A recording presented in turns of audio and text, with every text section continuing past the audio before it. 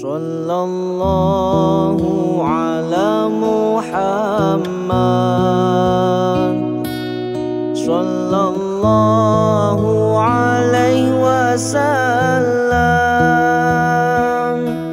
Sallallahu ala Muhammad. Sallallahu alaihi wasallam. Ini saya matiin dulu. Baik, terima kasih. Bismillahirrahmanirrahim. Assalamualaikum warahmatullahi wabarakatuh. Waalaikumsalam Waalaikumsalam warahmatullahi wabarakatuh. warahmatullahi wabarakatuh. Syukur alhamdulillah selalu dan tak henti-hentinya kita sampaikan, kita ucapkan kehadirat Allah Subhanahu wa taala yang mana pada pagi hari yang cerah ini kita masih diberikan eh, banyak kesempatan di dua di antaranya adalah kesempatan waktu dan kesempatan untuk bisa bergabung pada acara kajian pada pagi hari ini. Alhamdulillah telah hadir Ustadz kita, Ustadz Ahmad Rois, MPD, yang akan mengisi kajian pada pagi hari ini. Sebelum kita mulai, mari kita bersama-sama untuk mengucapkan basmalah. Bismillahirrahmanirrahim. Bismillahirrahmanirrahim. Sebagaimana biasa, sebelum kita mulai, kita awali kajian kita dengan membaca tilawah kepada Mas Heri Ideal Utomo akan membacakan tilawah sekaligus terjemahannya, yaitu surat Al-Kautsar ayat 1-3. Monggo Mas Heri. Terima kasih atas waktu yang diberikan kepada saya. Assalamualaikum warahmatullahi wabarakatuh. Waalaikumsalam warahmatullahi wabarakatuh. Tilawah dan sari tilawah Quran surat Al-Kautsar ayat 1 sampai 3. A'udzu billahi minasy syaithanir rajim.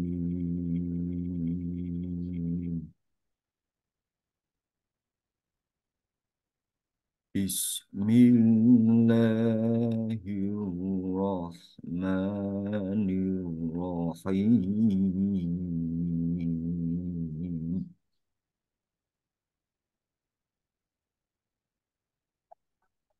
Inna a'tainaka al-kautsar fasalli li rabbika wanhar. Inna syani'aka huwal abtar.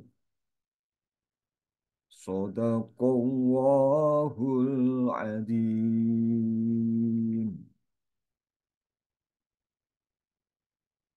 Dengan menyebut nama Allah yang Maha Pemurah lagi Maha Penyayang. Sungguh kami telah memberimu Muhammad nikmat yang banyak. Maka laksanakanlah sholat karena Tuhanmu dan berkorbanlah sebagai ibadah dan mendekatkan diri kepada Allah. Sungguh orang-orang yang membencimu, dialah yang terputus dari rahmat Allah. Maha benar Allah dengan segala firman-Nya. Wassalamualaikum warahmatullahi wabarakatuh. Waalaikumsalam warahmatullahi wabarakatuh. Terima kasih Mas Heri atas waktunya. Mudah-mudahan ini bisa memberi manfaat bagi yang membaca dan tentu saja bagi kita yang mendengar semua. Baik, kita mulai acara kajian pada pagi hari ini.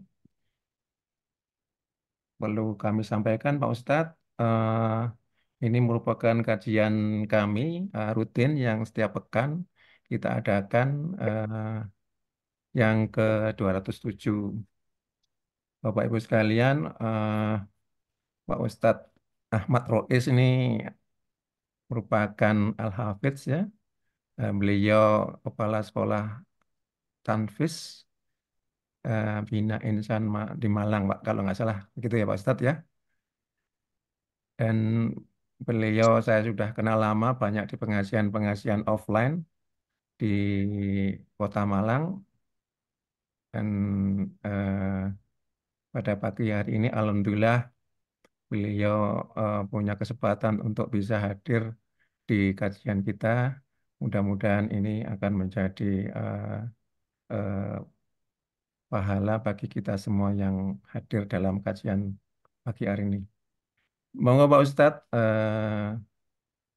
kami persilahkan. Lihat.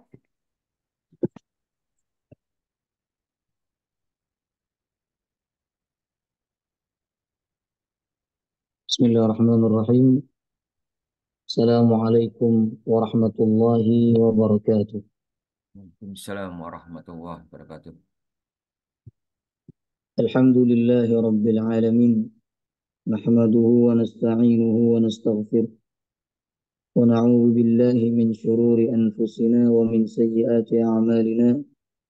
Man yahdihillahu fala mudilla lahu wa man yudlil fala hadiya lahu. Asyhadu an la ilaha illallah wahdahu la syarika lahu wa asyhadu anna Muhammadan 'abduhu wa rasuluhu la nabiyya wa la rasula ba'dahu. اللهم صل وسلم على نبينا محمد وعلى آله وصحبه أجمعين. سبحانك لا علم لنا إلا ما علمتنا إنك أنت العليم الحكيم. اللهم إنا نسألك علما نافعا ورزقا طيبا وعملا متقبلا. اللهم أنت ربي لا إله إلا أنت خلقتني وأنا عبدك وأنا على عهدك ووعدك ما استطعت أعوذ بك من شر ما صنعت أبوء لك بنعمتك علي وأبوء بذنبي فاغفر لي فإنه لا يغفر الذنوب إلا أنت آمين يا رب العالمين. Bapak-bapak dan ibu-ibu semuanya, sebelum saya mulai, suara saya jelas ya?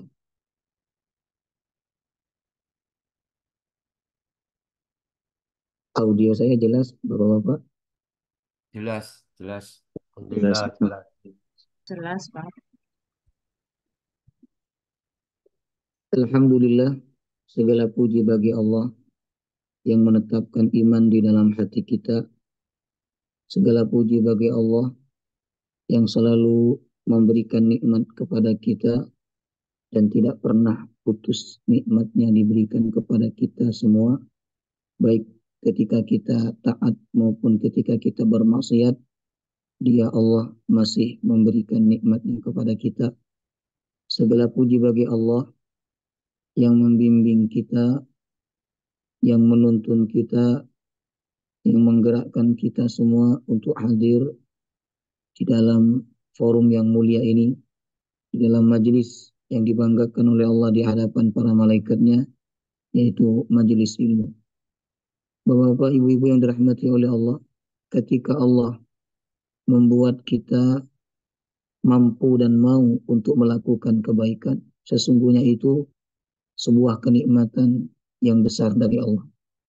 Sebab terkadang ada orang yang mampu untuk melakukan kebaikan, tetapi ternyata dia tidak mau melakukannya. Sebagaimana ibadah kurban ya. Ibadah kurban ini sebenarnya banyak orang yang mampu untuk melakukan, tetapi tidak semua yang mampu itu mau untuk melakukannya. Jemaah rahimakumullah. Sebaliknya, ada yang memiliki kemauan untuk melakukan kebaikan, tetapi ternyata dia tidak memiliki kemampuan. Alhamdulillah pagi hari ini Allah Subhanahu wa taala memberikan kedua nikmat tersebut kepada kita, yaitu nikmat kemampuan dan kemauan untuk melakukan amal kebaikan. Ketika kita dibuat mampu dan mau, sesungguhnya itu tanda sayangnya Allah kepada seorang hamba. Sebagaimana sabda Rasulullah SAW, "Idza aradallahu bi'abdihi khairan ista'malahu." Apabila Allah menginginkan kebaikan kepada seorang hambanya, maka Allah akan membuat dia beramal. Oleh karena itu, Bapak Ibu, ketika kita dibuat beramal, dibuat untuk melakukan kebaikan oleh Allah Subhanahu wa taala, maka rasakanlah itu tanda sayangnya Allah. Itu tanda cintanya Allah Subhanahu wa taala. Apalagi ketika Allah membuat kita mau duduk di dalam majelis ilmu, mendengarkan ilmu yang disampaikan, ayat-ayat yang disampaikan, hadis-hadis yang diutarakan. Ini tentu bukan perbuatan yang mudah, jemaah rahimakumullah, kecuali bagi orang-orang yang beriman dan bertakwa dan mengharapkan pahala akhirat. Kalau duduk di dalam perkumpulan hanya ketawa ketiwi, ini banyak yang bisa melakukan. Kemudian duduk di kafe walaupun sampai malam-malam, ya, itu juga banyak yang bisa melakukan. Lalu kemudian duduk di depan televisi menyaksikan bola yang sedang ditayangkan, ya, itu juga banyak yang bisa melakukan. Bahkan dibela-belain itu bapak-bapak, ibu-ibu, sampai beli tiket untuk bisa menonton secara langsung, ya. Tapi yang mau duduk di dalam majelis ilmu, di dalam forum-forum ta'lim, ya, ini tentu tidak banyak yang dapat melakukannya, ya kan? Karena duduk di dalam majelis ilmu ini dibutuhkan keimanan dan ketakwaan kepada Allah Subhanahu wa taala. Semoga apa yang kita lakukan pagi hari ini diterima oleh Allah dengan penerimaan yang terbaik, dan semoga Allah selalu membimbing kita di dalam majelis ilmu dan membimbing kita untuk mengamalkan ilmu yang kita pelajari. Amin ya rabbal alamin. Amin. Amin. Bapak Ibu yang dirahmati oleh Allah, tema kajian kita pagi hari ini yaitu fikih kurban. Karena memang sebentar lagi kita akan memasuki Hari Raya Idul Adha, yang mana hari raya itu dinisbatkan oleh Nabi sebagai hari raya kurban. Ulama mengatakan afdalul ilmi ilmul hal.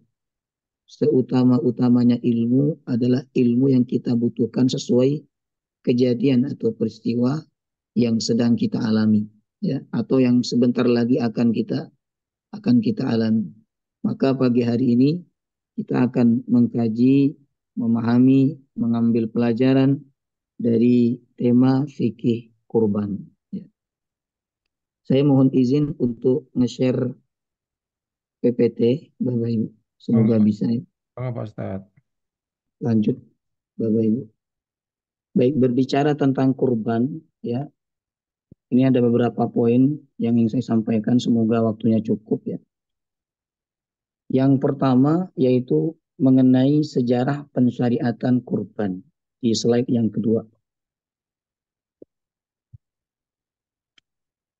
Ibadah kurban termasuk dalam kategori syar'u man qablana, yaitu syariat umat terdahulu yang juga diperintahkan kepada umat Nabi Muhammad sallallahu alaihi wasallam. Artinya ibadah kurban ini bisa dibilang sebagai ibadah tertua dalam agama Samawiyah. Menurut Imam Al-Qurtubi ada 3 ibadah tertua itu, yaitu ibadah sholat, yang kedua ibadah puasa, yang ketiga ibadah kurban. Ya, karena ibadah ini sudah ada sejak zaman dahulu, Bapak Ibu. Bahkan kalau kita mengambil makna secara umumnya, ya, ibadah kurban ini sudah ada sejak zaman Nabi Adam alaihissalam. Walaupun prakteknya saat itu tidak seperti yang di zaman Nabi Ibrahim, ya kan? Di zaman Nabi Adam ibadah kurban itu hanya berbentuk sesembahan untuk mendekatkan diri kepada Allah.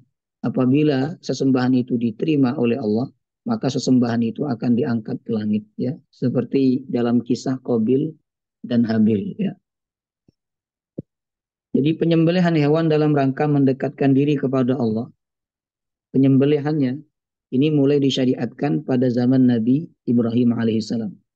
Ya, waktu itu beliau diperintahkan oleh Allah untuk menyembelih putranya yang bernama Ismail alaihissalam. Ya. dan Allah menyampaikan melalui mimpi. Menariknya, kenapa Allah menyampaikan melalui mimpi? Kenapa Allah tidak menyampaikan secara langsung ketika Nabi Ibrahim dalam keadaan tidak tidur, dalam keadaan terjaga, Bapak Ibu? Itu kata ulama, supaya Nabi Ibrahim tidak kaget dan supaya Nabi Ibrahim punya waktu untuk berpikir, ya. Sebab sesuatu yang disampaikan secara langsung, ya, dalam keadaan terjaga, itu biasanya kondisinya berbeda dengan yang disampaikan melalui mimpi, ya. Maka ketika itu saat Nabi Ibrahim alaihissalam ingin menyembelih Nabi Ismail, tiba-tiba diganti oleh Allah dengan dzibhin azim, sembelihan yang besar. Dalam tafsirnya yaitu kambing yang amat sangat besar. Menurut sebagian riwayat dalam kitab tafsir, Bapak Ibu, kambing itu merupakan kambingnya Habil. Kan waktu di zaman Nabi Adam, dua orang atau dua anaknya Nabi Adam ini kan sempat melakukan sesembahan. Yang pertama, Qabil mempersembahkan hasil ternaknya karena memang hasil pertaniannya, karena memang pekerjaan dia adalah sebagai seorang petani. Sedangkan Habil mempersembahkan hasil ternaknya karena dia memang seorang peternak, ya kan. Ternyata yang diterima oleh Allah sesembahan dari Habil, yaitu kambing yang dipersembahkan, diangkat oleh Allah ke langit. Kemudian kata ulama, diturunkan kembali sebagai ganti dari Nabi Ismail alaihissalam, ya. Nah, karena kambing itu dirawat, dibesarkan di surga, maka ketika diturunkan sebagai ganti Nabi Ismail, maka sesungguhnya kambing itu disebut oleh Allah dengan istilah dzibhin azim, ya, sembelihan yang sangat besar. Baik.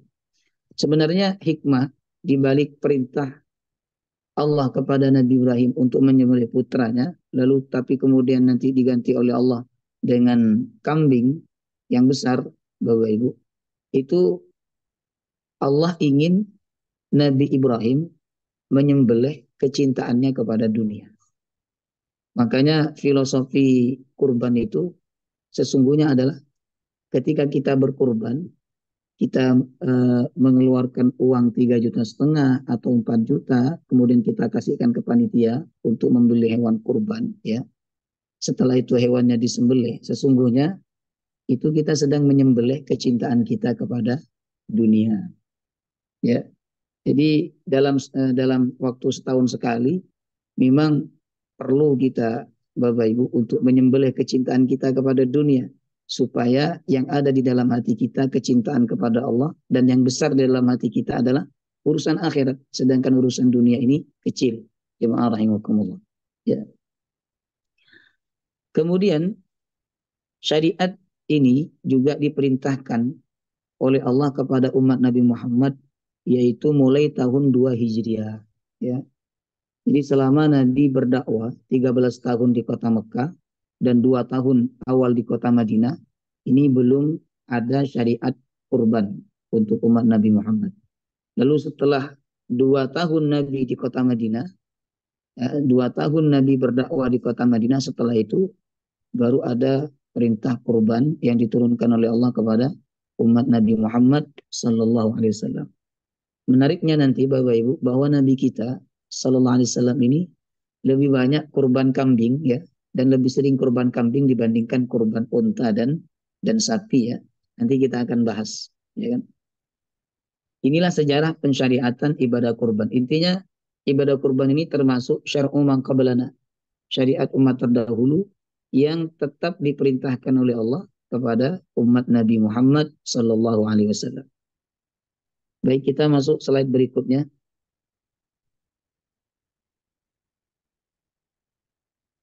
Pengertian kurban atau udhiyah.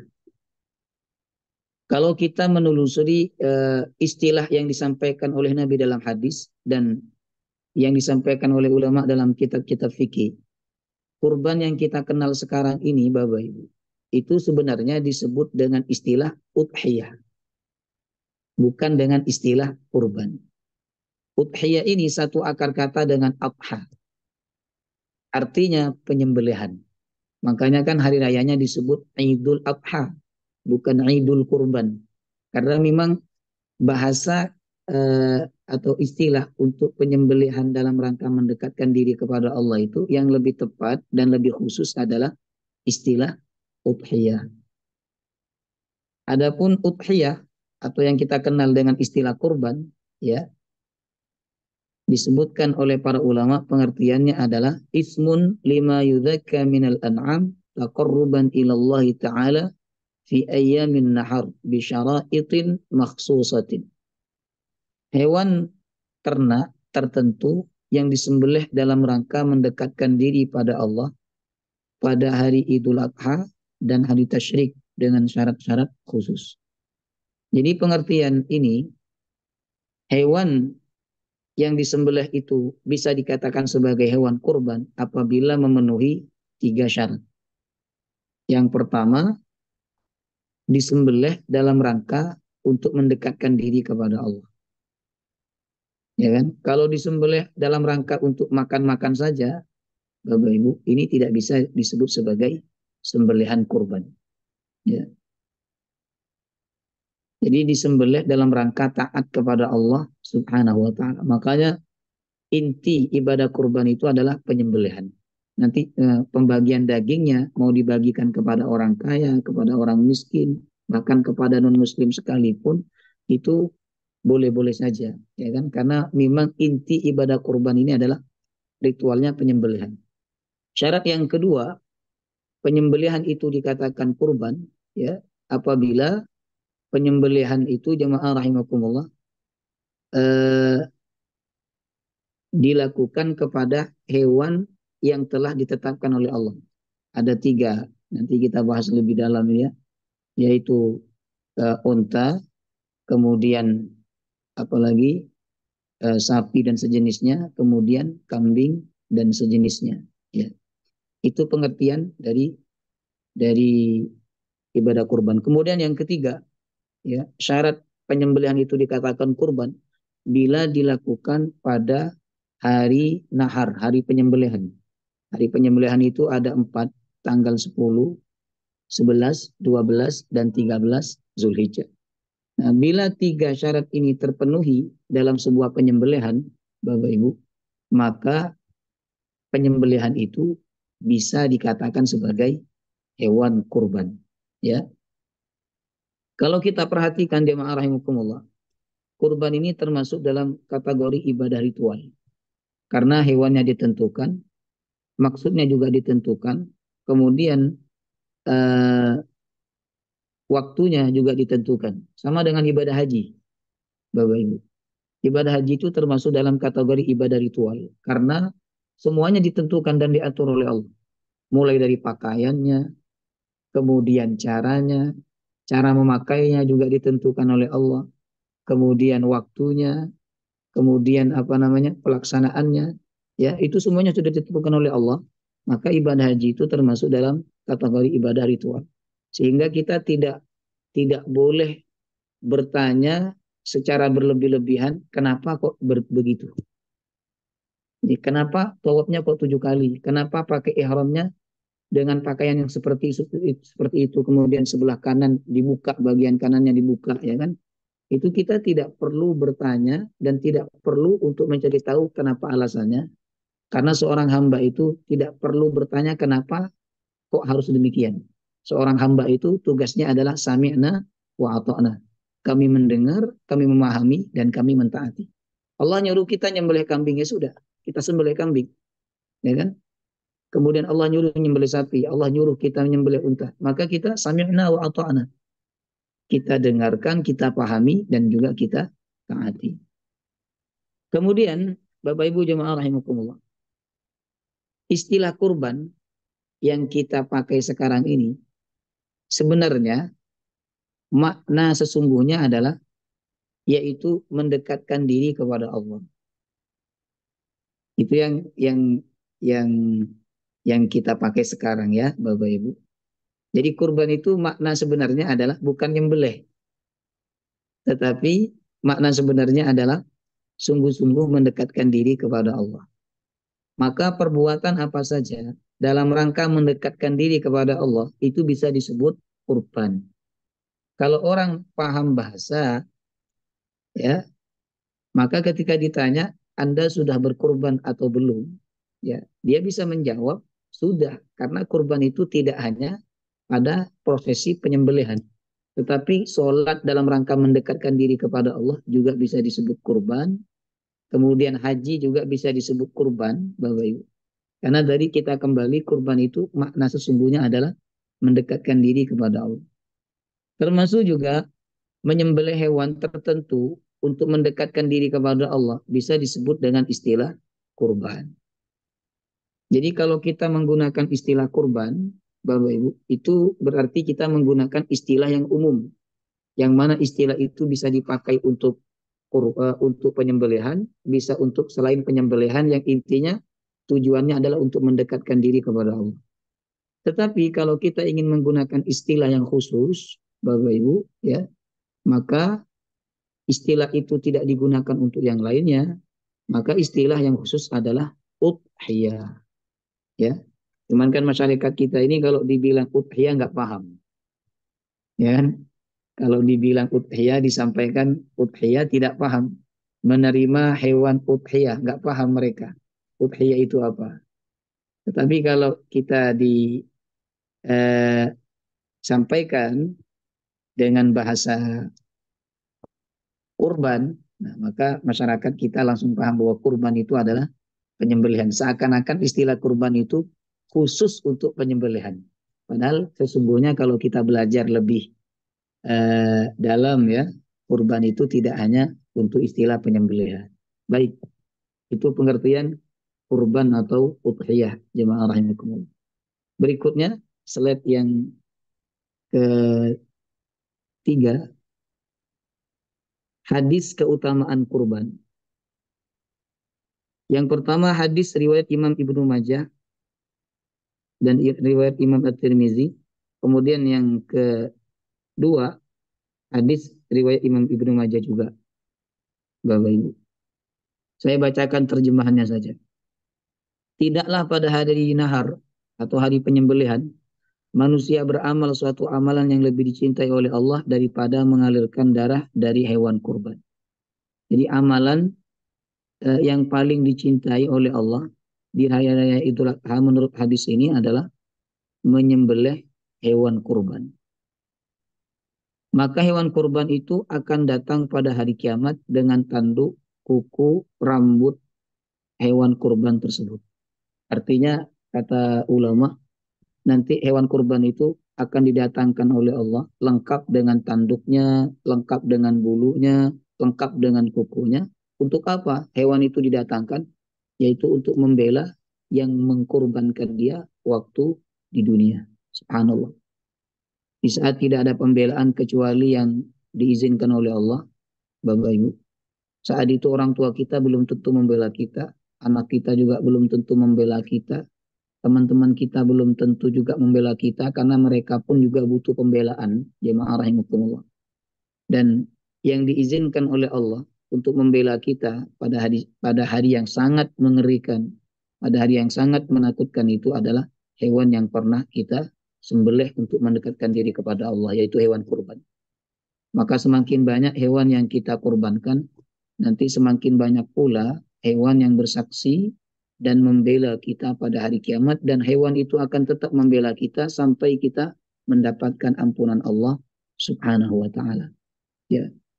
Jadi uang yang kita keluarkan 3,5 juta atau 4 juta, itulah uang yang akan membela kita, Bapak Ibu, nanti pada hari kiamat. Adapun uang yang kita simpan-simpan, yang kita belikan, perhiasan yang kita belikan untuk kebutuhan dunia kita, jemaah rahimakumullah, itu uang atau harta yang tidak akan membela, bahkan justru memberatkan kita nanti pada hari kiamat, ya. Jadi orang kaya dan orang yang mampu itu, kalau dia pintar, maka nanti pada hari kiamat akan banyak pembela dia. Membela dia sampai dia mendapatkan ampunan Allah. Jadi uang yang kita keluarkan 3,5 juta, 4 juta untuk membeli hewan kurban kemudian disembelih, Bapak Ibu, itu sesungguhnya harta yang akan membela kita pada hari kiamat. Kemudian Nabi melanjutkan hadisnya, dan sungguh darah tersebut akan sampai kepada Allah sebelum tetesan darah tersebut jatuh ke bumi. Subhanallah.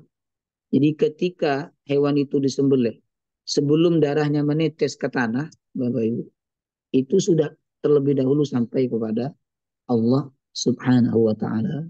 Ya. Maka bersihkanlah jiwa kalian dengan berkurban. Mungkin selama 1 tahun ini banyak sekali kotoran-kotoran di dalam diri kita. Ada kotoran sombong, ada kotoran yang bernama ria, ada kotoran cinta kepada dunia, ada kotoran dengki, ada kotoran benci, ya kan? Ada dosa mata, ada dosa telinga, ada dosa lisan, dan seterusnya. Jadi banyak sekali kotoran-kotoran yang ada di dalam diri kita dalam selama 1 tahun ini, jemaah rahimakumullah. Maka Nabi memerintahkan kepada kita, fatibu biha nafsan. Bersihkanlah jiwa kalian dengan berkurban. Makanya orang yang berkurban, Bapak Ibu, itu sunnah tidak memotong kuku dan rambut mulai tanggal 1 Dzulhijjah sampai hewan kurbannya disembelih. Supaya dari ujung rambut sampai ujung kaki tidak ada bagian kecuali bersih semua dengan hewan kurban itu. Ya. Kemudian hadis yang kedua, hadis riwayat Imam Ibnu Majah, ini juga berbicara tentang keutamaan kurban. Ya. Ada sahabat yang bertanya kepada Rasulullah, wahai Rasulullah, apa yang akan kami dapatkan dengan hewan kurban? Kata beliau, bikulli sya'ratin hasanah. Setiap rambut terdapat kebaikan.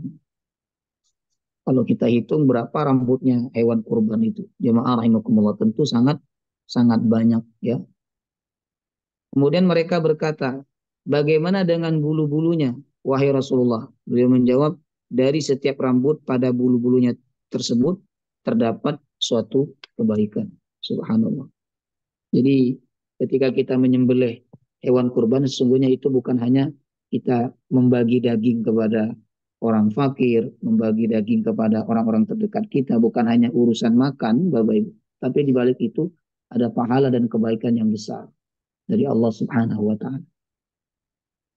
Baik, kita lanjut slide berikutnya. Ini dalil perintah kurban. Yang pertama dalil Al-Quran, tadi sudah dibacakan oleh Qari, ya. Jazakallah, semoga yang membaca dan yang mendengarkan mendapatkan rahmat Allah. Itu pertama surah Al-Kautsar ayat 2. Ini dalil pensyariatan kurban. Allah berfirman, "Fashalli li rabbika wanhar." Laksanakanlah sholat karena Tuhanmu dan berkurbanlah. Ya. Kemudian yang kedua, hadis Nabi riwayat Imam Ibnu Majah. Ini hadis sahih. Kata Nabi, "Man wajada sa'atan falam yudhi fala yaqrabanna musallana." Barang siapa yang mempunyai keluasan rezeki dalam pengertian mampu untuk berkurban, tetapi ia tidak mau berkurban, maka janganlah ia mendekati tempat sholat kami. Ya. Hadis riwayat Imam Ibnu Majah. Kemudian kita lanjut slide berikutnya mengenai hukum kurban. Jemaah rahimakumullah. Hukum kurban bagi yang mampu, ya. Kalau bagi yang tidak mampu tentu tidak ada hukumnya, Bapak Ibu, ya. Ulama berbeda pendapat mengenai hukum kurban bagi yang mampu. Pertama, hukumnya sunnah muakkadah. Sunnah yang amat sangat ditekankan. Ini adalah pendapat jumhur ulama. Jumhur mayoritas ulama, Bapak Ibu. Mulai dari mazhab Maliki, Syafi'i, sampai mazhab Hambali, jemaah rahimakumullah. Jadi menurut mereka, kurban itu hukumnya sunnah, bukan wajib. Ya. Karena bukan wajib, maka jika seseorang mampu tetapi tidak berkurban, maka dia tidak berdosa. Namun hukumnya makruh saja, dibenci, Bapak Ibu. Apa dalil mereka yang dijadikan landasan bahwa kurban itu hukumnya sunnah muakkad? Yaitu hadis Nabi Sallallahu Alaihi Wasallam, kata Nabi, apabila kalian ingin berkurban, maka janganlah memotong kuku dan rambut kalian mulai dari tanggal 1 sampai hewan kurbannya disembelih. Di situ Nabi menggunakan bahasa ingin. Berarti ingin ini kan pilihan, jemaah rahimakumullah. Antara berkurban, ya silahkan, tidak berkurban juga tidak apa-apa, tidak berdosa. Sehingga menurut jumhur ulama, kurban itu hukumnya sunnah muakkadah, Bapak Ibu. Kemudian pendapat yang kedua, ini pendapat yang lebih berat ya, yaitu bahwa kurban hukumnya wajib atau fardu. Wajib bagi setiap muslim yang mukim, dia tidak musafir, dan mampu untuk berkurban. Kewajiban itu setiap tahun berulang. Jemaah rahimakumullah. Ini adalah pendapat mazhab Hanafi, Bapak Ibu. Ya. Pendapat mazhab Hanafi, Imam Al-Auza'i, dan beberapa ulama lainnya. Sehingga kalau kita mengikuti pendapat ini, jika orang itu mampu untuk berkurban, tetapi dia tidak berkurban, maka dia telah berdosa. Jemaah rahimakumullah. Apa dasarnya pendapat ini? Ulama itu, Bapak Ibu, nggak sembarangan memutuskan hukum atau menetapkan suatu hukum ya. Kita harus berterima kasih dengan adanya ulama-ulama yang diutus oleh Allah untuk memikirkan dan menyimpulkan sebuah hukum dalam syariat ini. Ya, itu tidak sembarangan. Ya, mereka pasti ada acuan hadisnya atau ayat Al-Qur'annya yang dijadikan sebagai dasar untuk menetapkan sebuah hukum. Dalam mazhab Hanafi, yang dijadikan sebagai dasar hukum kurban itu wajib adalah firman Allah tadi. Fasalli li rabbika wanhar. Salatlah karena Tuhanmu, wanhar, dan berkurbanlah. Perintah dalam Al-Quran itu pada dasarnya menunjukkan wajib. Selama tidak ada dalil yang menyatakan bahwa perintah itu hukumnya sunnah. Itu kata Imam Hanafi. Kemudian yang kedua, hadis Nabi yang kita bacakan tadi di awal tentang dalil pensyariatan kurban. Bahwa Nabi mengatakan siapa yang mampu untuk berkurban, tetapi dia tidak berkurban, jangan mendekati tempat sholat kami. Ini kan ancamannya keras. Yang mampu tapi tidak berkurban, jangan dekati tempat sholat kami. Karena ancamannya keras, Nabi tidak mau mengakui dia sebagai golongannya, berarti kurban itu hukumnya wajib. Kata Imam Hanafi dan beberapa ulama yang lainnya. Baik. Kalau ada perbedaan seperti ini, jemaah rahimakumullah, ya kita dipersilakan untuk memilih antara yang wajib atau yang sunnah. Tetapi kita ikuti pendapat jumhur ulama saja. Mayoritas ulama mengatakan bahwa kurban itu hukumnya sunnah muakkadah. Nah, sehingga ketika orang mampu berkurban tapi dia tidak berkurban, maka dia tidak berdosa, hanya makruh atau dibenci saja. Cuman begini Bapak Ibu, ya, orang kalau mau melakukan amalan sunnah berarti itu imannya luar biasa. Beda dengan amalan wajib. Amalan wajib ini kan tidak, ketika seseorang meninggalkan itu ada konsekuensinya. Sedangkan amalan sunnah ketika dia meninggalkan tidak ada konsekuensi apa-apa, Bapak Ibu. Sehingga ketika orang melakukan amalan wajib ini biasa. Karena kalau dia meninggalkan konsekuensinya dosa. Dosa dihukum masuk neraka. Jemaah rahimakumullah. Tapi amalan sunnah ketika dia meninggalkan tidak ada konsekuensinya, tidak ada dosanya, namun dia tetap mau melakukan karena berharap pahala dari Allah Subhanahu wa taala, berarti dia orang yang imannya kuat.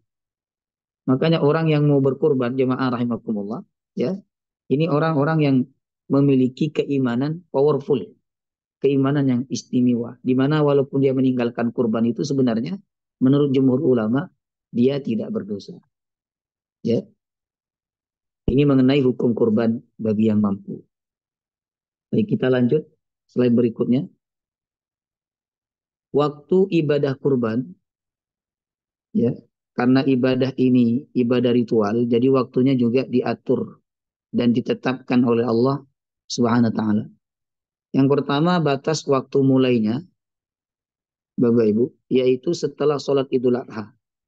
Sebagaimana sabda Nabi dalam hadis Al-Bukhari, "Man dhaha qabla shalah," siapa yang menyembelih sebelum sholat, fa innama dzabaha li nafsihi, sesungguhnya dia menyembelih untuk dirinya sendiri.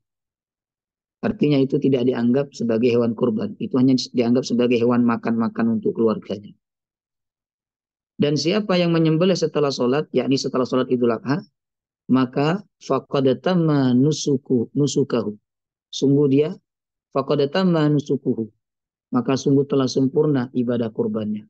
Wa asaba sunnatal muslimin, dan dia sudah mendapatkan sunnahnya kaum muslimin. Ya. Jadi kurban itu karena ritual, maka waktunya ditentukan oleh Allah, sehingga penyembelihannya baru dikatakan sebagai penyembelihan kurban bila dilakukan setelah sholat Idul Adha. Jemaah rahimakumullah. Kecuali bagi penduduk Badiah. Di Arab mungkin sampai sekarang masih ada, Bapak Ibu, ya. Itu ada namanya Badiah. Badiah itu orang Badui. Dia tempatnya pindah-pindah tergantung adanya air. Kalau di satu tempat itu ada air, maka mereka membangun tenda di situ, buat rumah di situ, tinggal di situ selama beberapa bulan. Ya. Nah, bagi mereka ini tidak disyariatkan untuk sholat Idul Adha. Maka sehingga waktu mulai penyembelihan mereka, kata ulama, dimulai sejak terbitnya fajar. Berarti setelah subuh sudah boleh mereka untuk menyembelih hewan kurban, Bapak Ibu. Ini batas waktu mulainya. Kemudian batas mohon dijelaskan mengenai nusuk. Nusuk artinya ibadah. Ya. Faqad tamma nusukuhu, maka sungguh sempurna nusukuhu, ibadahnya. Yang dimaksud dalam konteks ini adalah ibadah kurban. Jemaah rahimakumullah. Nusuk ini juga satu akar kata dengan manasik.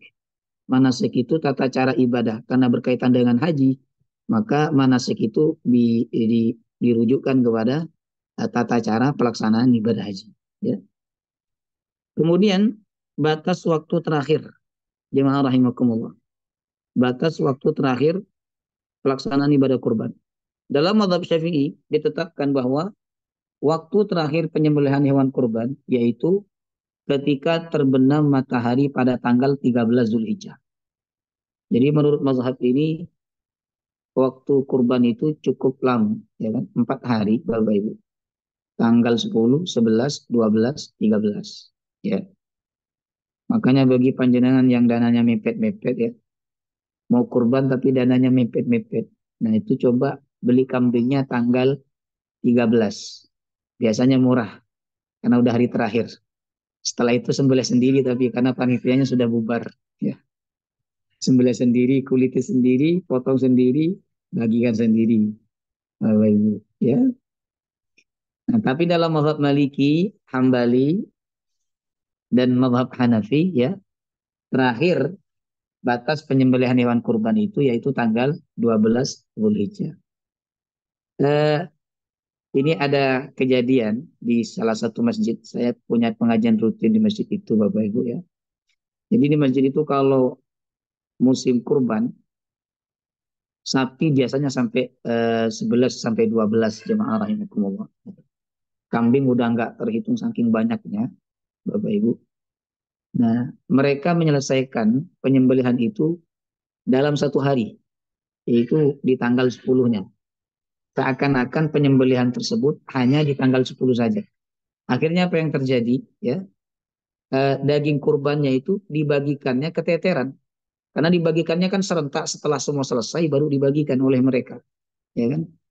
Nah, tidak ini selesai kemudian langsung dibagikan, enggak. Jadi ditunggu selesai semua dulu baru dibagikan oleh mereka. Karena terlalu lama daging itu di luar, ya, maka dagingnya kemudian busuk, Bapak Ibu. Dikasihkan kepada saya juga, itu juga dalam keadaan yang kurang sedap baunya.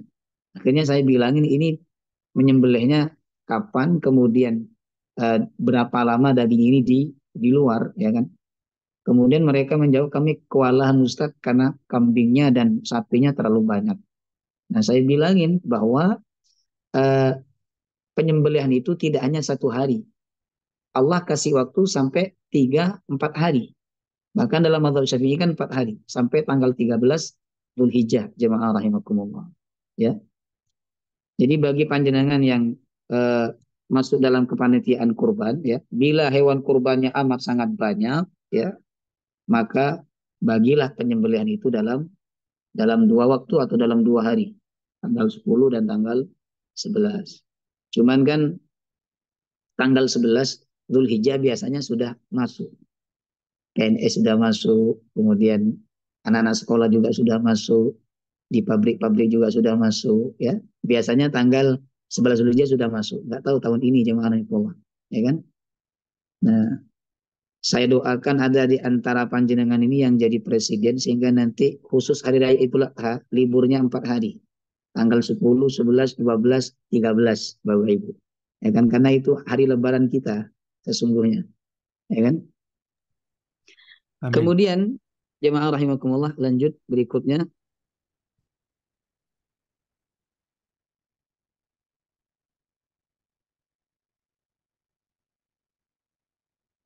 Syarat hewan kurban, Bapak Ibu. Syarat hewan kurban. Mohon maaf.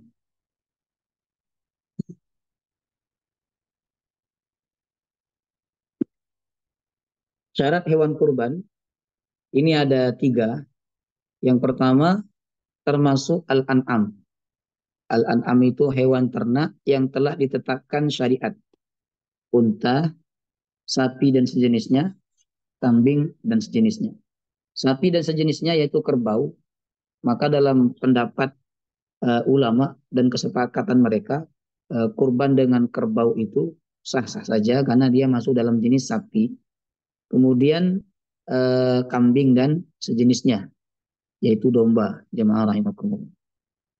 Yang kedua, syarat hewan kurban telah mencapai usia yang ditetapkan oleh syariat, Bapak Ibu.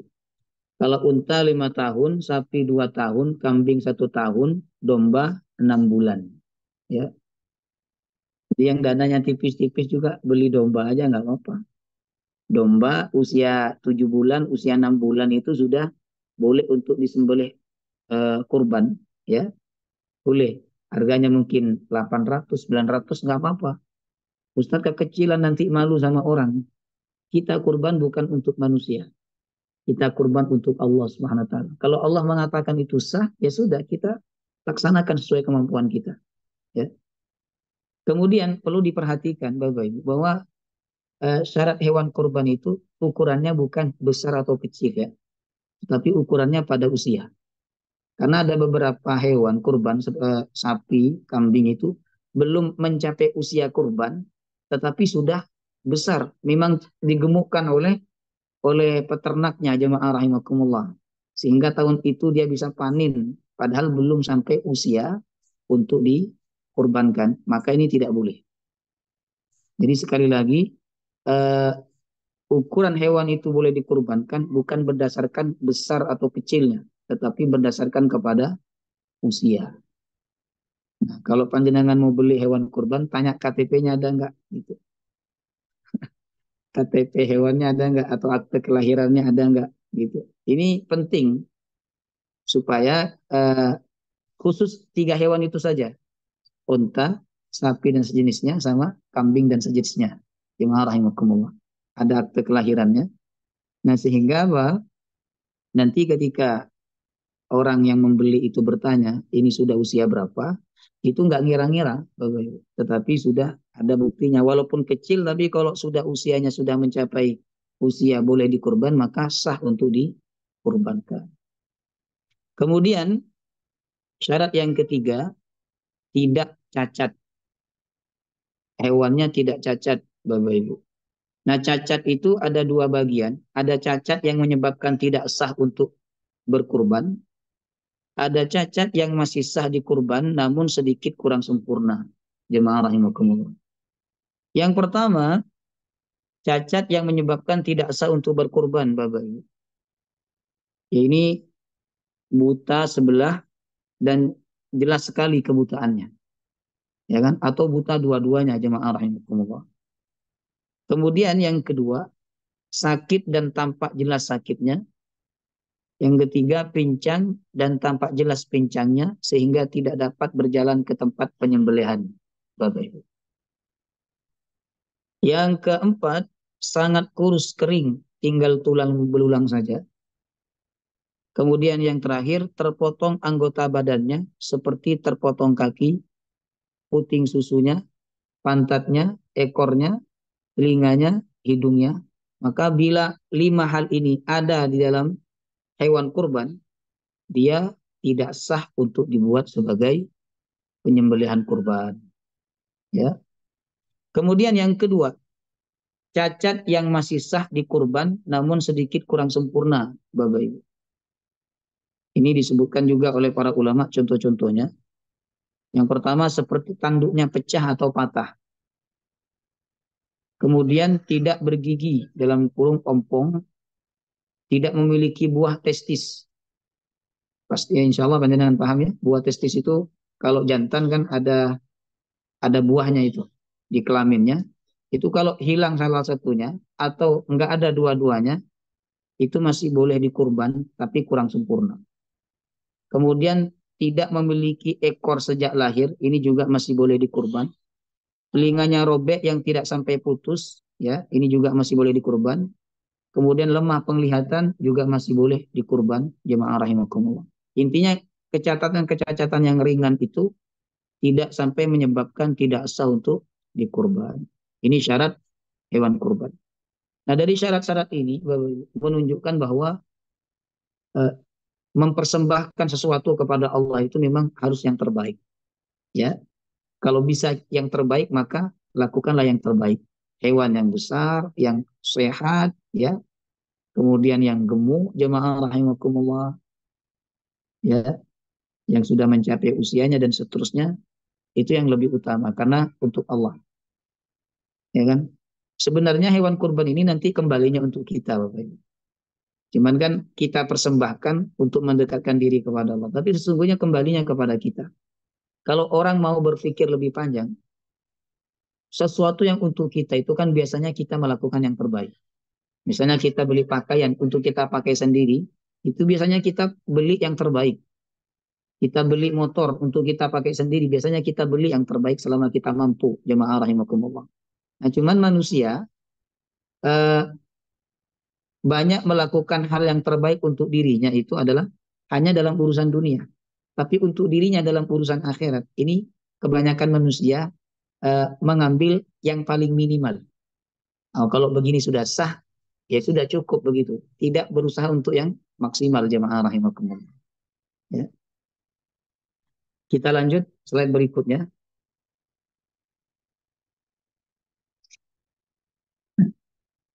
Jika hewan kurban cacat setelah dibeli. Kalau sebelum dibeli kita lihat cacat, ya, dan cacatnya itu menyebabkan tidak sempurna atau bahkan tidak sah untuk dikurbankan, maka kita tidak boleh membelinya. Permasalahannya jika hewan kurban cacat setelah dibeli. Jadi dibawa, mungkin ada insiden tertentu, hewan kurbannya jatuh atau memberontak sehingga dia menjadi cacat. Ini bagaimana hukumnya? Ulama merinci, Bapak Ibu. Bila kecacatan itu di luar kesengajaan orang yang berkurban atau orang yang memiliki hewan kurban, kemudian dia menyembelihnya pada masa-masa sembelihan, maka hewan tersebut masih tetap berstatus hewan kurban. Misalnya ketika mau disembelih, ya, hewannya berontak sampai kakinya patah, jemaah rahimakumullah, ya, kemudian dia menjadi pincang, yang mana tadi pincang tidak sah untuk dikurbankan. Cuman karena ini insiden tersebut setelah membeli dan atas kesalahan hewannya sendiri, maka hewan tersebut masih tetap sah untuk dibuat sebagai hewan kurban. Namun, jika kecacatan terjadi karena disebabkan oleh orang yang mau berkurban dan kelalaiannya, mungkin dia lalai, ya, dalam mengurus hewan kurban atau disengaja memang, sehingga hewan itu menjadi cacat, maka ia harus menggantinya dengan hewan yang lain jika ia ingin tetap berkurban. Artinya hewan itu tidak sah untuk dibuat kurban, jemaah rahimakumullah. Maka panitia kurban ini tanggung jawabnya besar karena dia menjadi wakil dari orang yang berkurban. Ya, tanggung jawabnya besar. Kalau ada satu hewan cacat yang menyebabkan tidak sah untuk dikurban karena kelalaian panitia, ini nanti panitia bertanggung jawab di hadapan Allah Subhanahu wa taala. Ya. Lanjut. Nah, subhanallah, ini ciri-ciri kambing kurban pilihan Rasulullah, Bapak Ibu. Jadi begini ya, kalau kita melihat hadis-hadis Nabi, memahami bagaimana kurbannya Nabi, ternyata Nabi itu lebih banyak dan lebih sering kurban kambing dibandingkan kurban unta atau sapi. Walaupun di tahun terakhir Nabi hidup, jemaah rahimakumullah, beliau menyembelih 100 ekor unta saat haji ya. Nah, tetapi dalam setiap tahunnya Nabi SAW lebih sering kurban kambing, Bapak Ibu.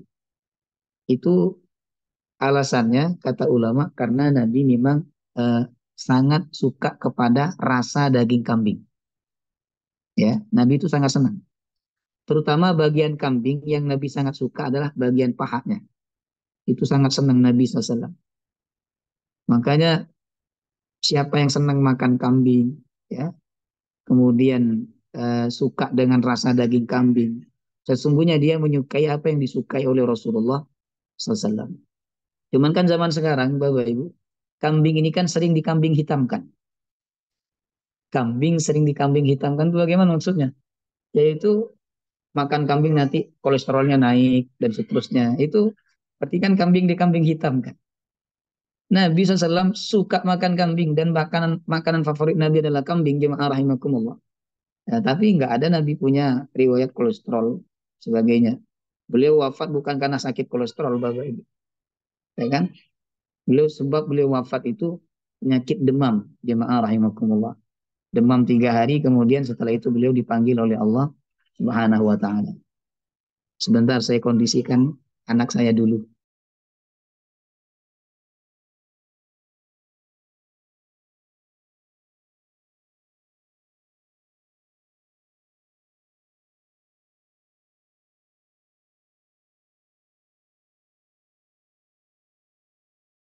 Maaf Bapak Ibu ya, saya punya anak kecil, usianya 2 tahun. Doakan semoga jadi anak yang solehah. Nah, Amin. jadi Nabi SAW, jemaah rahimakumullah, itu lebih sering kurban dengan kambing karena memang beliau suka rasa dari daging kambing itu sendiri ya. Ini bukan berarti kurban kambing lebih utama dibandingkan kurban sapi ya. Jangan salah memahami. Nanti panjenengan saya tak kurban sapi aja Ustaz. Tak kurban kambing saja karena Nabi kan lebih sering kurban kambing dibandingkan kurban unta atau kurban sapi misalnya. Enggak Bapak Ibu. Tetap lebih utama kurban itu urutannya yang lebih utama unta.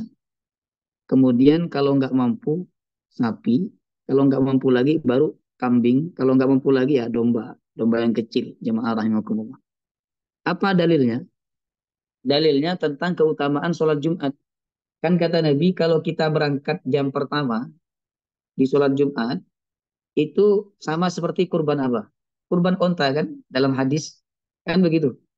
Kalau kita berangkat di jam kedua sama seperti kurban sapi. Kalau berangkat di jam ketiga ya kan sama seperti kurban kambing.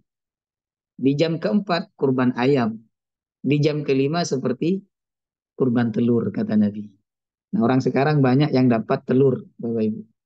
Karena berangkat Jumat mepet-mepet, udah habis azan baru berangkat, khotib sudah naik mimbar, dia baru duduk di masjid. Itu dapat telur. Masih mending lah, ada yang nggak dapat sama sekali, jemaah rahimakumullah. Jadi kalau kita bicara tentang kurbannya Nabi, Bapak Ibu, sesungguhnya beliau lebih sering kurban kambing ya, karena memang beliau suka makan daging kambing.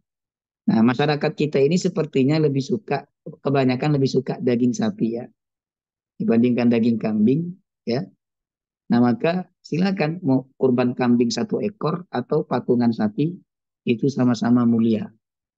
Baik, Bapak Ibu jemaah rahimakumullah, kalau kita melihat ciri-ciri kambing kurban pilihan Rasulullah ya, kalau panjenengan mungkin ingin ikut Nabi itu tidak hanya besarnya hewan, tetapi juga warnanya pun juga ingin diikuti. Nah, ini bisa baca hadis ini. Kata sahabat, Rasulullah SAW berkurban dengan kambing yang bertanduk. Kemudian kambing itu makan dengan yang hitam, berjalan dengan yang hitam, melihat dengan yang hitam. Saya baca hadis ini awalnya bingung, makan dengan yang hitam bagaimana? Ternyata dalam tafsirnya adalah mulutnya hitam. Jadi mulutnya berwarna hitam. Kemudian berjalan dengan hitam berarti kakinya berwarna hitam, melihat dengan yang hitam berarti matanya di bagian matanya itu warnanya warna hitam, Bapak Ibu. Selebihnya berwarna putih. Itu kambing yang sering dibuat kurban oleh Rasulullah SAW. Ya, dan pernah dilihat oleh sahabat. Jadi mulutnya warna hitam, matanya warna hitam, kakinya juga berwarna hitam. Ini kalau panjenengan dapat kambing yang seperti hadis ini, wah ini luar biasa. Tidak hanya ngikuti sunnahnya Nabi, tapi juga warna hewan yang disembelih oleh Nabi pun juga sama seperti hewan yang disembelih oleh panjenengan. Ini luar biasa, Bapak Ibu. Kalau saya jadi penjual kambing, kalau punya kambing seperti ini, harga khusus ini. Ini tak kasih harga khusus ini. Terus di samping kambing itu tak kasih hadis ini. Supaya nanti orang belinya, kalau yang lain harganya 4 juta, ini tak kasih harga khusus 6 juta. Karena jarang-jarang ada warna kambing seperti warna kambing yang disembelih oleh Rasulullah SAW. Ya. Kemudian hadis berikutnya, yaitu muttafaqun alaih. Rasulullah SAW berkurban dengan 2 ekor domba jantan. Jadi Nabi itu lebih suka hewan yang jantan, walaupun hewan betina juga sah-sah saja untuk dikurbankan. Yang berwarna putih kehitaman. Jadi tadi yang saya sampaikan, warna putihnya lebih banyak, sedangkan warna hitamnya hanya di beberapa titik saja. Jemaah rahimakumullah. Kemudian hewan itu bertanduk. Beliau menyembelih keduanya dengan tangannya sambil mengucapkan basmalah. Maka yang kurban itu menurut hadis ini sunnah menyembelih sendiri. Beliau mengucapkan basmalah dan bertakbir dan meletakkan kakinya di salah satu sisi dari kedua hewan tersebut. Nah ini ciri-ciri kambing kurban pilihan Rasulullah. Tapi kita nggak harus ikut seperti warna kambingnya Nabi. Ya, nanti karena masalah warna kambing akhirnya kita nggak kurban ya. Karena nyari warna kambing persis seperti hadis ini akhirnya panjenengan nggak kurban-kurban. Ini juga nggak benar jemaah rahimakumullah. Kita lanjut Bapak Ibu ke slide berikutnya. Nah mengenai daging kurban ya. Untuk pembagian daging kurban ini lebih mudah dan lebih luas dibandingkan pembagian zakat ya. Pada dasarnya siapapun boleh mendapatkan bagian dari daging kurban, sekalipun ia non-muslim. Non-muslim yang tidak memerangi umat Islam, yang baik hubungannya dengan umat Islam. Namun sebaiknya daging itu dibagi menjadi 3, yaitu 1/3 pertama untuk dimakan sendiri, 1/3 lagi untuk disedekahkan kepada fakir miskin, dan 1/3 lagi sisanya untuk dihadiahkan kepada kerabat atau orang tertentu. Ini dulu waktu orang yang beli hewan kurbannya sendiri atau nguliti-nguliti sendiri, motong sendiri, kemudian membagikannya sendiri. Tapi kan sekarang menggunakan panitia, sehingga yang berkurban itu terkadang memasrahkan sepenuhnya kepada panitia. Tapi panitia yang paham fikih kurban, dia akan bertanya, ibu mau ambil 1/3 bagian ibu atau tidak? Kalau ibu ambil nanti kami sisihkan 1/3-nya untuk ibu dan keluarga. Tapi kalau enggak, berarti kami bagikan kepada orang lain. Itu panitia yang paham fikih kurban. Kemudian kita lanjut, tetapi jika kurang daripada ketentuan ini, maka tidak masalah dan kurban tetap sah, karena ini hanya sebatas kesunahan saja. Misalnya semua daging kurbannya dikasihkan kepada orang miskin saja. Ini sah-sah saja Bapak Ibu. Ya, orang kaya nggak dapat misalnya. Ini nggak masalah. Jemaah rahimakumullah. Karena ketentuan ini hanya bersebatas kesunahan saja. Ya. Lanjut slide berikutnya. Sunnah-sunnah dalam kurban. Ya. Ini yang bagi yang berkurban ada kurang lebih 6 sunnah yang harus dilakukan. Yang pertama, tidak mencukur rambut dan memotong kuku bagi yang ingin berkurban mulai tanggal 1 Dzulhijjah sampai hewan kurbannya disembelih. Ya.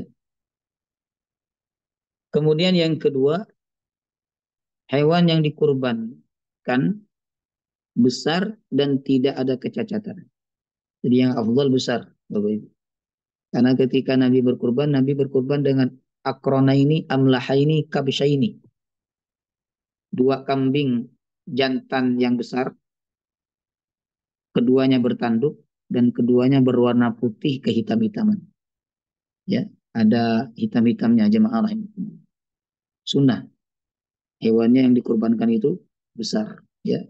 Karena manfaatnya nanti lebih besar sampai kepada masyarakat. Kemudian yang ketiga, menyembelih sendiri atau menyaksikan langsung. Ini hukumnya sunnah. Tidak wajib, ya. Kemudian yang keempat, menghadapkan hewan ke kiblat ketika disembelih. Yang kelima, membaca tasmiyah dan bertakbir saat menyembelih. Bismillah, Allahu Akbar. Kalau seandainya tukang jagal itu nggak bisa zikir-zikir ini, ya kan? Maka tukang jagal itu langsung nyembelih, la ba'sa, nggak apa-apa, dan sembelihannya tetap sah, jemaah rahimahumullah. Karena menyebut nama Allah dalam penyembelihan itu hukumnya tidak wajib, hanya sunnah, ya. Tapi itu berdampak kepada keberkahan hewan yang disembelih. Karena Nabi mengatakan setiap perbuatan baik yang tidak diawali dengan nama Allah, maka keberkahan perbuatan itu akan terputus. Kemudian yang keenam, mengambil bagian dari daging hewan yang dikurbankan walaupun sedikit, maksimal sepertiga. Jemaah rahimakumullah. Sunnah, ya, supaya orang yang berkurban itu tidak kelihatan sombong. Artinya dia hanya berkurban, tidak mau memakan daging kurbannya, semuanya dikasihkan kepada orang miskin, seakan-akan dia tidak mau makan apa yang dimakan oleh orang miskin, ya. Nabi SAW ketika berkurban, maka beliau mengambil bagian. Nabi ingin memakan seperti apa yang dimakan oleh orang miskin. Nabi ingin menikmati apa yang dinikmati oleh orang-orang miskin, jemaah rahimakumullah. Ambil walaupun hanya sedikit makan, ya kan. Ini sunnah-sunnah dalam kurban, Bapak Ibu. Kemudian lanjut, ya. Berikutnya larangan-larangan dalam kurban, jemaah rahimakumullah. Di sini ada 3 larangan. Yang pertama, dilarang memotong kuku dan rambut bagi yang berkurban mulai tanggal 1 hingga hewannya disembelih. Ini tadi sudah disampaikan. Kemudian yang kedua, menjual bagian apa saja dari hewan kurban. Dan ini berlaku bagi yang berkurban atau panitia yang menjadi wakil pengkurban. Tidak boleh, ya, menjual kulitnya atau menjual kepalanya, menjual yang lain-lainnya tidak boleh. Ini hanya berlaku bagi yang berkurban. Tapi bagi yang menerima daging kurban atau bagi yang menerima kulit dari hewan kurban, ini terserah dia. Mau dimakankah, mau dijualkah, atau mau dibuat pakaiankah, mau dibuat yang lain-lainnya, itu terserah dia, ya. Yang tidak boleh adalah yang berkurban. Jadi misalnya Bapak Ibu nih, dapat daging kurban dikasih sama orang, dapat 50 kilo misalnya. Nah, maka 50 kilo itu dijual semua nggak apa-apa. Tidak apa-apa. Yang tidak boleh menjualkan yang berkurban, jemaah rahimahullah. Orang yang menjual daging kurban, kata Nabi, dan dia adalah pengkurban yang menjual itu, maka tidak ada kurban baginya. Kurbannya nggak diterima sama Allah.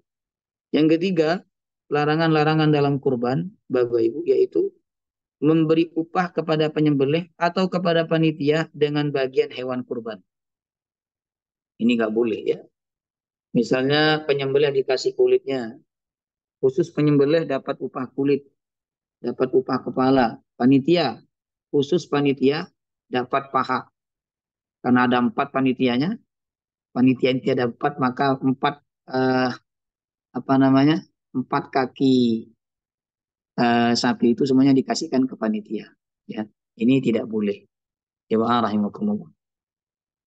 Maka apabila ada di antara panjenengan yang menjadi panitia kurban, hati-hati. Jangan sampai terjerumus dalam larangan ini. Kalau enggak, bisa menjadi panitia itu bukan dapat pahala, tapi dapat dosa. Jemaah rahimakumullah. Ada pembahasan khusus tentang panitia, Bapak Ibu. Silakan buka slide berikut. Nah, panitia dapat bagian khusus dan makan dari daging kurban. Itu hukumnya bagaimana? Kan biasanya panitia itu yang lain dapat 1 kilo, khusus panitia 5 kilo. Ketua panitia 10 kilo, wakil ketua panitia 5 kilo, bendahara 3 kilo misalnya. Ini bagaimana jemaah rahimakumullah? Nah, dijelaskan oleh ulama. Yang jelas adalah kalau itu masuk dalam indikator upah, maka yang bersangkutan telah berdosa karena tidak boleh mengambil upah dari bagian hewan kurban. Ya. Untuk membedakan apakah itu upah atau tidak, nah tinggal dilihat itu khusus panitia atau bukan panitia juga mendapatkan bagian yang seperti itu. Kalau khusus panitia dapat 5 kilo, sedangkan yang lain dapat 1 kilo atau bahkan dapat setengah kilo, jemaah rahimakumullah. Berarti itu kan indikator upah, jemaah rahimakumullah. Maka kalau seperti itu, panitia telah berdosa. Ya, karena dia telah mengambil upah dari bagian hewan kurban. Kecuali panitia misalnya dapat 2 kilo, yang lain dapat 1 kilo. Tapi yang dapat 2 kilo ini tidak hanya panitia, ada orang-orang tertentu yang bukan panitia juga dapat 2 kilo. Misalnya ustadznya dikasih 2 kilo, kemudian imam dikasih 2 kilo, muadzin dikasih 2 kilo. Jadi ada beberapa orang yang bukan panitia juga dikasih 2 kilo. Artinya 2 kilo itu tidak khusus panitia, maka dalam hal ini insya Allah tidak termasuk dalam kategori upah. Jemaah rahimakumullah. Ya. Kemudian makan-makan juga begitu. Makan-makan dari daging kurban yang dilakukan oleh panitia. Ini bisa masuk dalam kategori upah, jemaah rahimakumullah. Kalau makan-makan itu hanya dikhususkan kepada panitia. Ya. Dan makan-makannya berlebih-lebihan. Jadi banyak sekali kambing yang dimasak, ya, sapi yang dimasak, sehingga yang dibagikan kepada masyarakat itu tidak semua mereka mendapatkan, jemaah rahimakumullah. Ini nanti khawatir masuk dalam kategori upah, ya. Maka panitia makanlah sekedarnya, masaklah sekedarnya hanya untuk kebutuhan panitia di situ. Kemudian diusahakan dalam makan-makan itu ada orang lain yang masuk ikut makan-makan, ya kan, ikut makan-makan juga supaya makan-makan itu tidak terkesan khusus panitia, sehingga tidak masuk dalam kategori indikator upah, jemaah rahimakumullah. Ini penting diperhatikan oleh panitia. Namun kalau panitia itu bertakwa kepada Allah, dia mengambil bagian seperti yang lainnya, kemudian tidak makan-makan kecuali dengan biaya operasional, ya, bukan dengan daging hewan kurban itu, maka berapa banyak orang yang berkurban melalui dia, segitulah pahalanya dia. Jadi panitia ini bisa mendapatkan pahala yang besar, tapi di sisi lain bisa mendapatkan dosa besar kalau dia salah dalam bertindak mengenai daging kurban ini, Bapak Ibu. Ya.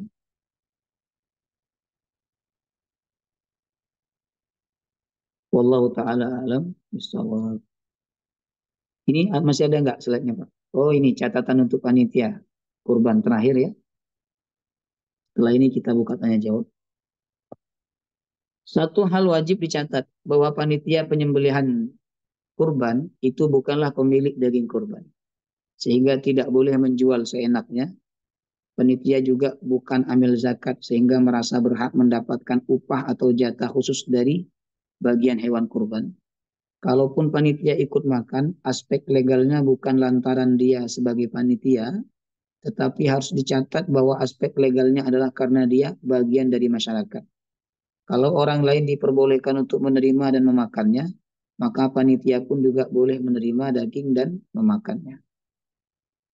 Nah, untuk menghindari kesalahan-kesalahan yang dilakukan oleh panitia, Bapak Ibu, maka orang yang berkurban harus, bahkan sangat ditekankan untuk memberikan uang tambahan operasional kurban. Ya. Di antaranya untuk mengupah panitia atau makan-makan panitia atau untuk mengupah tukang jaga. Ini untuk menghindari panitia mencuri daging atau mengambil mengambil bagian yang khusus lebih banyak dibandingkan yang lain-lainnya, ya, maka panitia perlu dikasih uang operasional kurban. Ya, demikian ada beberapa hal mungkin yang ditanyakan oleh Bapak Ibu ya, yang tidak saya sampaikan di dalam forum ini. Monggo dipersilakan.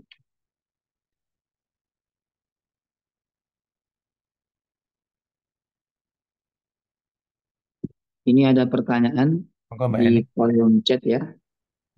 Mohon dijelaskan Ustadz pada slide sunnah kurban. Tidak memotong kuku dan rambut sejak tanggal 1 termasuk sunnah.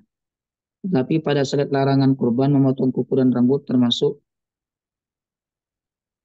larangan. Ya benar ya. Jadi sunnahnya itu bagi yang ingin berkurban ketika tak masuk tanggal 1 Dzulhijjah, dia tidak memotong kuku dan tidak memotong rambut ya sampai hewan kurbannya disembelih. Nah, itu sunnah. Jadi sunnahnya tidak memotong. Berarti larangannya adalah memotong, Bapak Ibu. Larangannya adalah memotong rambut atau memotong kuku. Coba buka slide-nya tadi Pak, mungkin saya salah ketik ya. Yang larangan-larangan tadi. Apa saya juga mencantumkan tidak boleh memotong? Coba larangan kurban di bawah, ya itu. Nah, ya benar ini. Jadi sebelumnya. Yang larangan-larangan terus ya ini. Nomor 1 dilarang memotong kuku dan rambut. Ya benar ini ya. Yang tadi sunnahnya adalah tidak memotong kuku dan rambut mulai tanggal 1 sampai hewan kurbannya disembelih. Itu tanggal 10 atau tanggal 11. Allah Ta'ala alam. Yang lain silakan Bapak Ibu, mungkin ada yang ingin ditanyakan lagi. Bapak Ibu yang akan memberikan pertanyaan atau penjelasan lebih lanjut. Kalau nggak ada, saya dulu Bapak Hendri. melanjutkan tadi pertanyaan tadi Pak Ustadz. Itu kan Ya. itu simbol dari apa ya Pak Ustadz ya, larangan itu Pak, memotong kuku dan rambut, atau mungkin akan dapat pahala sebanyak rambut atau bulu yang hewan kurban. Hikmahnya kira-kira apa Pak Ustadz? Makasih Pak Baik. Ustadz. Yang dilarang dan disunnahkan untuk tidak dipotong ya. Dilarang untuk dipotong dan disunnahkan untuk tidak dipotong. Bapak Ibu, itu bukan kuku hewan kurbannya, bukan rambut hewan kurbannya juga, bukan bagian daripada hewan kurbannya, tetapi rambut dan kuku orang yang berkurban. Ya, rambut dan kuku orang yang berkurban, jemaah rahimakumullah. Kalau dibilang rambut dan kuku hewan yang dikurbankan, kan orang itu biasanya mendatangkan hewan kurban bukan tanggal 1, tapi tanggal 10 atau tanggal 9 baru didatangkan hewan kurbannya. Padahal Nabi menyebut mulai tanggal 1 sampai hewan kurbannya disembelih. Nah, hikmahnya apa? Nah, hikmahnya supaya semua dari bagian badan kita ini, mulai dari rambut sampai ujung kaki, bersih dari dosa, bersih dari keburukan-keburukan dengan hewan kurban tersebut. Itu hikmahnya yang disampaikan oleh Nabi Sallallahu Alaihi Wasallam. Kata Nabi, "Fatibu biha nafsan." Sucikanlah diri kalian dengan hewan kurban. Ya. Jadi dari ujung rambut, sunnahnya tidak dipotong. Walaupun ada sebagian yang bilang yang tidak dipotong itu rambut dan kukunya hewan yang dikurban. Tapi kan apa alasannya dan apa juga maksudnya memotong rambut dan kuku hewan yang dikurban, jemaah, apalagi kukunya hewan itu besar, Bapak Ibu. Jadi yang dimaksud adalah kuku dan rambut hewan yang orang yang berkurban, yaitu tidak dipotong sunnahnya sampai hewan kurbannya disembelih supaya semuanya bersih, suci dengan disembelihnya hewan kurban tersebut. Allah Ta'ala alam. kasih Pak Ustadz. Maaf Ustadz, pemahaman saya kalau kita memotong kuku berarti tidak melaksanakan sunnah, tidak mendapat pahala. Kalau dilarang berarti sama sekali tidak boleh. Apakah berarti kurban kita tidak sah? Oh ya, baik. Larangan itu ada dua, Bapak Ibu. Ada larangan yang hukumnya haram. Kalau haram itu dilakukan dapat dapat dosa, ditinggalkan dapat pahala. Kemudian ada larangan yang hukumnya makruh. Makruh itu dalam pengertian dilakukan tidak berdosa, tapi ditinggalkan dapat pahala. Jadi kalau kita motong kuku, kemudian memotong rambut, padahal kita berkurban, jemaah rahimahullah, kita potong di tanggal 2 atau tanggal antara 1 sampai tanggal 10 misalnya dipotong, itu tidak sampai menyebabkan tidak sahnya hewan kurban. Tetap sah, cuman tidak mendapatkan kesunahan saja. Jadi larangan itu sekali lagi ada dua. Kalau kita belajar ilmu usul fikih, Bapak Ibu, ada larangan yang mengarah kepada haram, ada larangan yang mengarah kepada makruh. Makruh itu contohnya seperti ini ya. Kata Nabi, janganlah kalian ke masjid kalau kalian makan bawang, karena baunya tidak sedap. Itu larangan kata ulama bersifat makruh. Jadi kalau tetap ke masjid nggak apa-apa, tapi kalau nggak ke masjid justru dapat pahala. Ya, wallahu taala a'lam.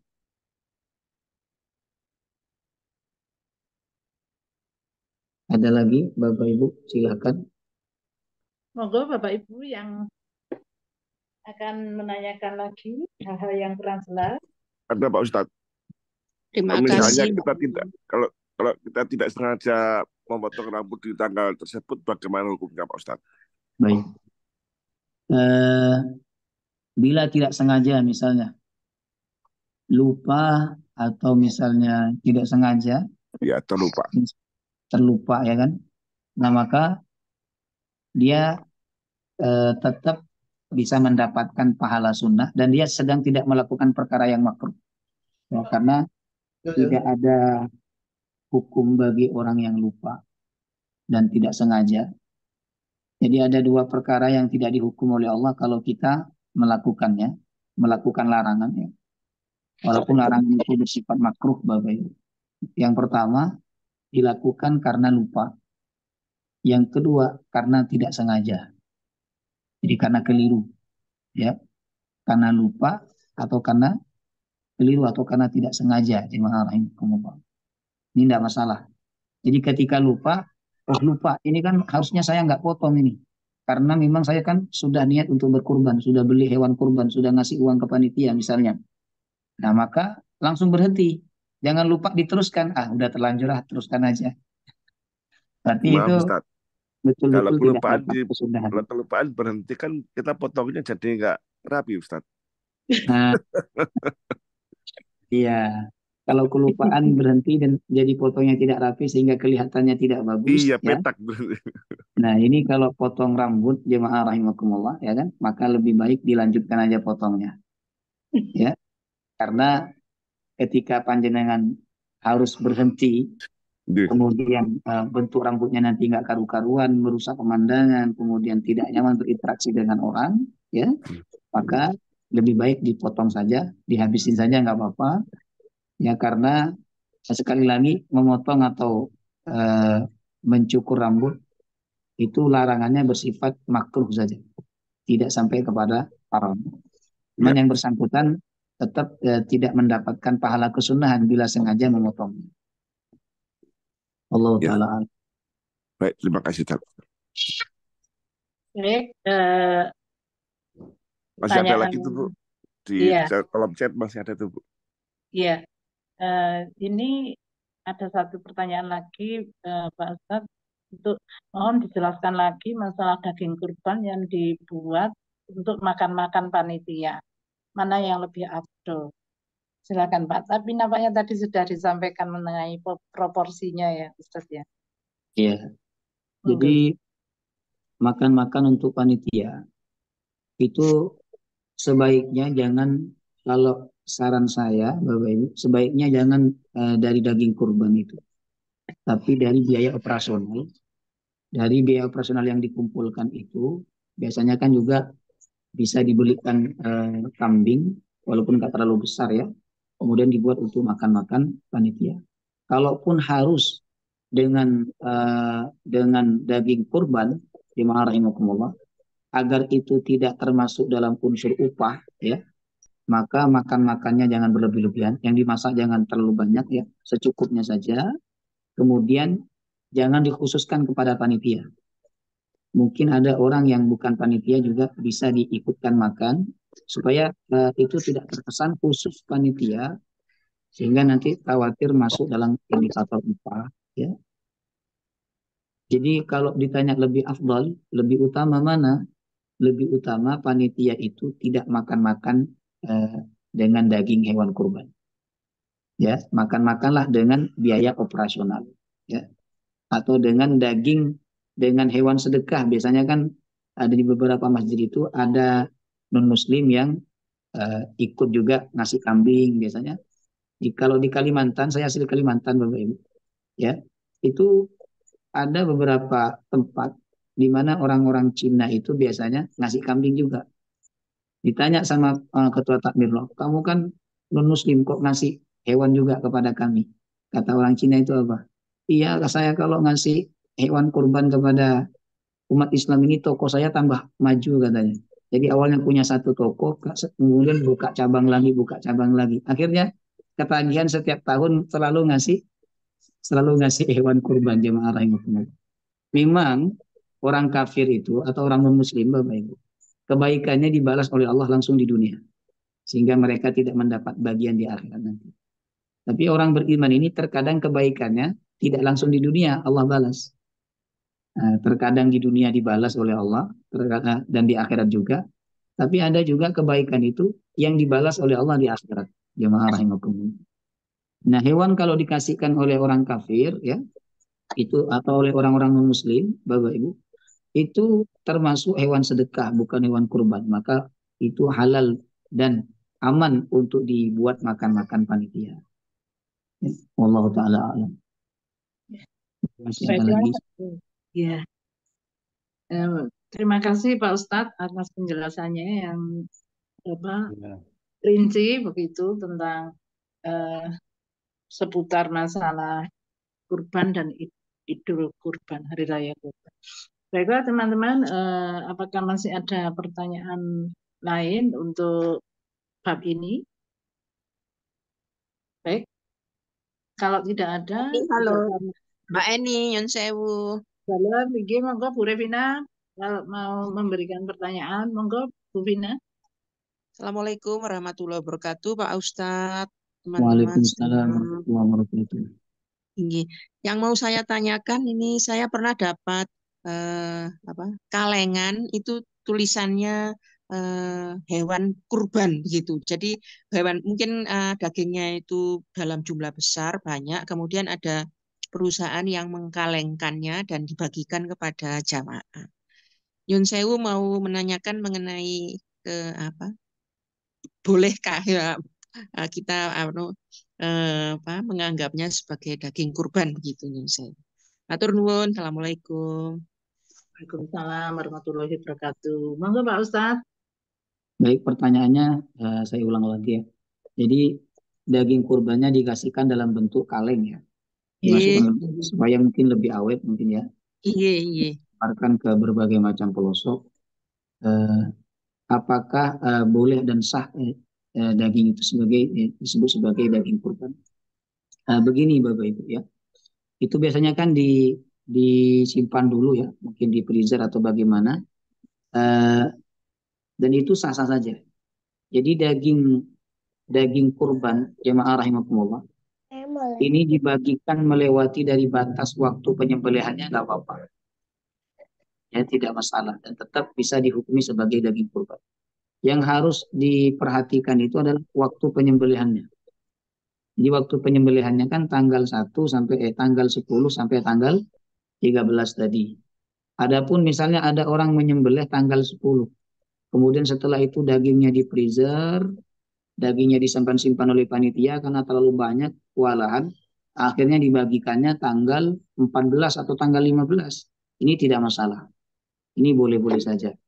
Termasuk biasanya di partai-partai besar itu Bapak Ibu seperti mana di rumah zakat itu kan kalau sekali kurban biasanya puluhan sampai ratusan jemaah rahimakumullah ya, mereka membagikannya tentu tidak di tanggal-tanggal itu langsung ya, pastinya disimpan oleh mereka karena waktu yang tidak nutup. Yang paling penting adalah penyembelihannya, ibu-ibu bapak-bapak. Penyembelihannya harus sesuai waktu yang telah ditentukan oleh syariat, yaitu tanggal 10 sampai tanggal 13. Adapun pembagian dagingnya melewati dari tanggal itu boleh-boleh saja dan tetap sah sebagai daging kurban ya. Matur nuwun Pak Ustadz atas penjelasannya. Ustaz. Baiklah teman-teman, sebetulnya mungkin masih banyak pertanyaan yang tertinggal, tetapi karena waktunya lah, maka kita harus mengakhiri pertemuan kita hari ini. Terima kasih kepada Pak Ustadz Ahmad Rois atas penjelasannya. Semoga bermanfaat dan menjadi lahan amalan dan tambahan pengetahuan bagi kami. Amin. Terima kasih Pak Ustadz. Mohon Pak Ustadz berkenan untuk memimpin doa, Bapak. Baik. Oke, matur nuwun. أعوذ بالله من الشيطان الرجيم بسم الله الرحمن الرحيم الحمد لله رب العالمين اللهم صل على محمد وعلى آل سيدنا محمد اللهم أعنا على ذكرك وشكرك وحسن عبادتك اللهم اغفر لنا ذنوبنا ولوالدينا وارحمهم كما ربونا صغارا.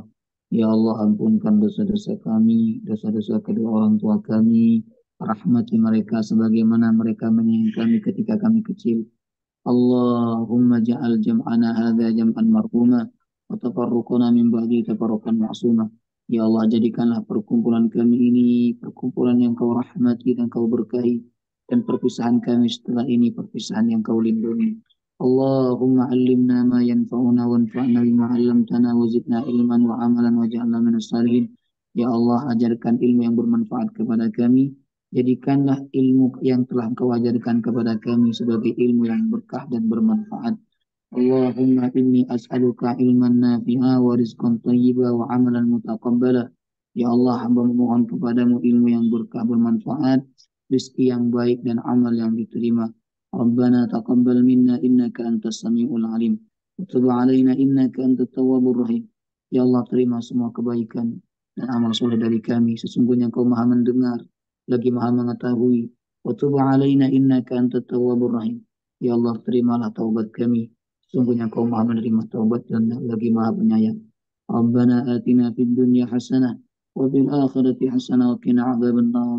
Sallallahu ala nabiyyina Muhammadin wa ala alihi wasallam. Walhamdulillahi rabbil alamin. Amin. Subhanakallahumma wa bihamdika asyhadu an la ilaha illa anta astaghfiruka wa atubu ilaik. Dari saya sekian, Bapak Ibu, mohon maaf jika ada salah kata, salah ucap, perbuatan, mohon dimaafkan yang sebesar-besarnya.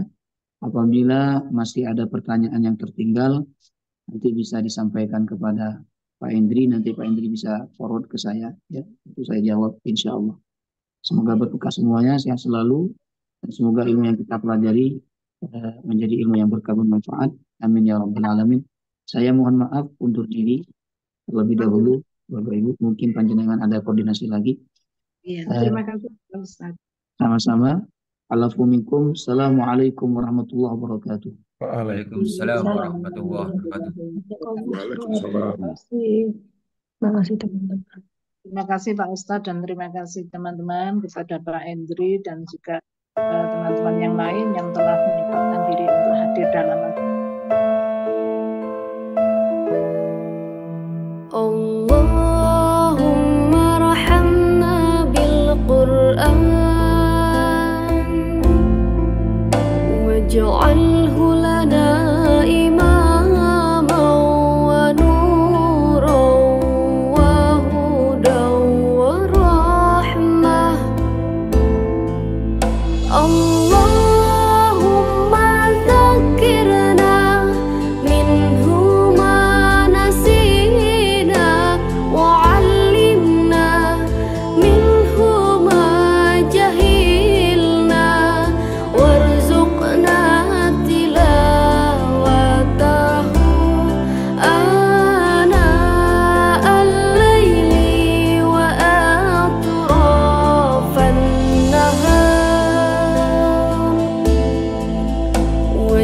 واجعله لنا حجة يا رب العالمين.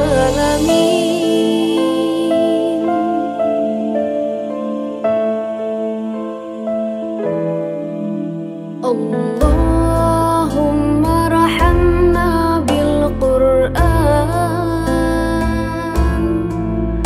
واجعل